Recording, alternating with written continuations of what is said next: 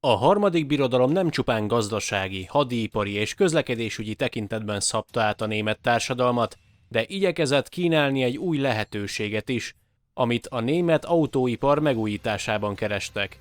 Úgy akarták, hogy a népnek legyen saját autója. Ebben a videóban most megismerhetitek, hogyan is lett Hitler autója a világ egyik legnépszerűbb járműve, a Volkswagen bogár.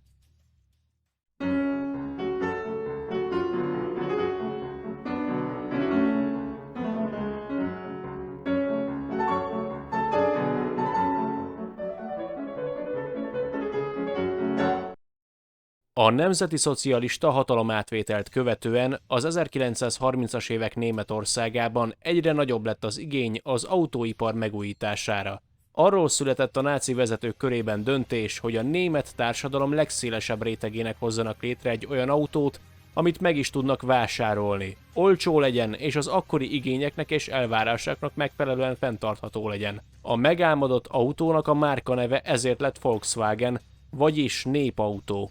Egy korabeli anekdota szerint a népautó gondolata Hitlertől származik, habár erről eléggé megoszlanak a szakértői vélemények. A járműhöz már a magyar mérnök Barényi Béla 1925-ben készített terveket egyetemi hallgatóként, mindössze 18 évesen, ami alapjául szolgált a karosszéria gömbölyű alakjának. Ennek a prototípusnak a megálmodásában feltételezhetően Ganz József is segített.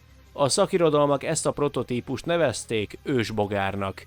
A Barényi-féle tervet használta fel engedély nélkül Ferdinand Porsche, akit a mai napig tévesen tartanak a kocsi konstruktőrének. A Ganz József által összehozott változat prototípusát 1930-ban már elkészítették a nürnbergi Ardi gyárban. Ferdinand Porsche személyesen Hitlerrel egyeztetett 1934-ben a német nép lehetséges népautójának prototípusával kapcsolatban. Ennek ellenére Franz Reims-Price tervezte meg a léghűtéses motorját, és annak tervezői mi voltában semmi köze nincs Porschéhoz. Wolfsburgban hozták létre a Volkswagen gyárat 1938-ban, ami viszont erre az időre még nem készült el.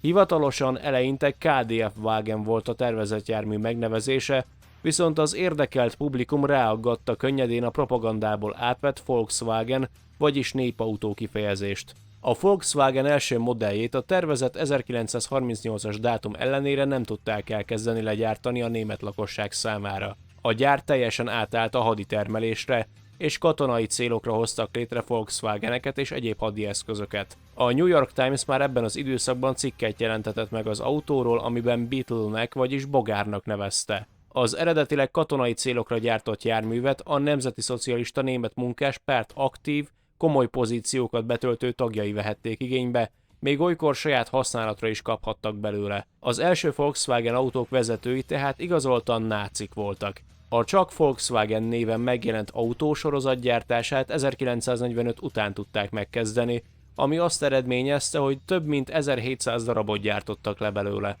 A Németországot megszálló szövetséges országok és a német posta rendelkezésére bocsátották valamennyi kocsit. Az autó meghajtásáról az 1936-ban bemutatott első sorozatgyártásra még nem helyezett példányait négyhengeres, léghűtéses, az autó falrészében elhelyezett boxermotorral szerelték fel, ami a járgány hátsó kerekeit hajtotta.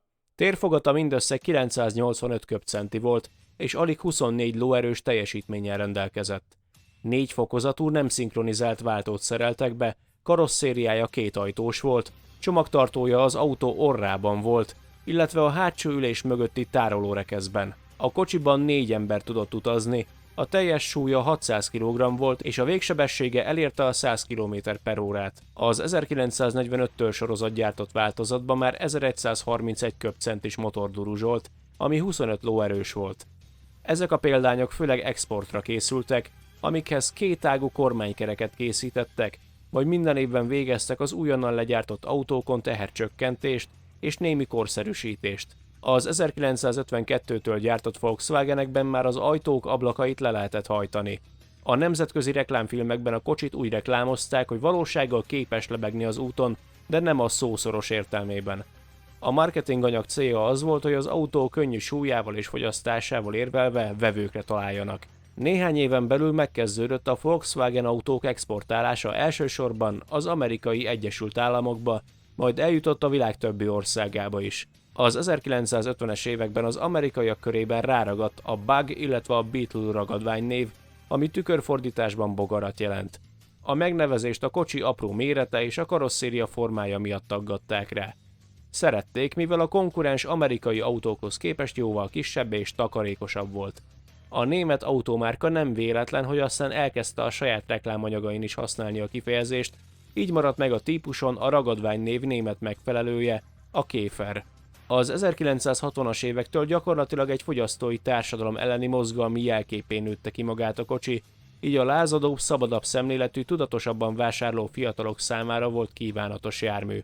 Így nem is csoda, hogy a Volkswagen mint autómárka a hippi mozgalmak esetében gyakran visszatérő szimbólum volt akaratlanul is, hiszen a fellépő olaj- és üzemanyag válságok mind arra ösztökélték az embereket és az autópiacot, hogy gazdaságosabb fogyasztással rendelkező autókat használjanak, és lehetőleg minél ritkábban tankoljanak, minél kevesebbet. Az ebben a korszakban készült Volkswagen reklámok nem véletlenül reklámozták úgy az autót, hogy könnyű súlya miatt könnyű eltolni a legközelebbi benzinkúthoz. A bogár nem csupán a fogyasztása miatt volt különösen népszerű, de mivel az egyik legegyszerűbb konstrukciójú autónak számított, ezért az 1950-es évek végétől különösen nagy élvezettel nyúltak hozzá lelkes autóőrültek, akik előszeretettel módosítottak járműveik megjelenésén és motorikus teljesítményén.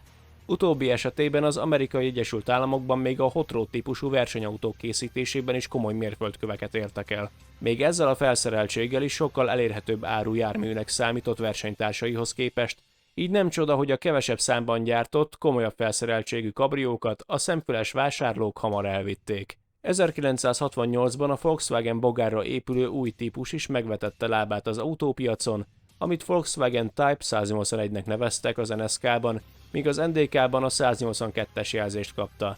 Eredetileg a nyugat-német hadsereg számára fejlesztették ki, de hamar lett rá kelet-német hivatali igényre, ugyanakkor a civil vásárlók számára nem volt érdeklődés egy katonai jellegű vászontetős kabrióra, aminek merev, szögletes kasznia volt. A bogárautó gyártása 1972-ben érte el csúcsát, amikor a kocsi eladási száma túlhaladta a korábbi világrekorder Ford T modellét. Ennek ellenére az eladások rohamosan csökkenni kezdtek, mivel a bogár felszereltségileg jóval alul maradt a konkurens automárkák hasonló kategóriájú autóihoz képest, már sokkal korszerűbb kisautók is elérhetőek voltak ezen az áron. Ezért döntöttek úgy, hogy 1974-től egy új Volkswagen kisautót fognak a piacra dobni, a Golfot, ami minden tekintetben modernebb volt már a bogárhoz képest, így a Käferek gyártását 1978-ban Németországban már leállították. A már összerakott járművek még 1985-ig elérhetőek voltak készleten, 2003-ig még bőven gyártották őket Brazíliában és Mexikóban. Wolfsburgban bogarat utoljára 1974-ben gyártottak. Az egész világon több mint 21 millió példányt gyártottak belőle, abból 333 000 kabrió változat volt. Az utolsó eredeti Volkswagen bogarat, amit 2003-ban gyártottak, a mai napig a Volkswagen múzeumában őrzik, Wolfsburgban.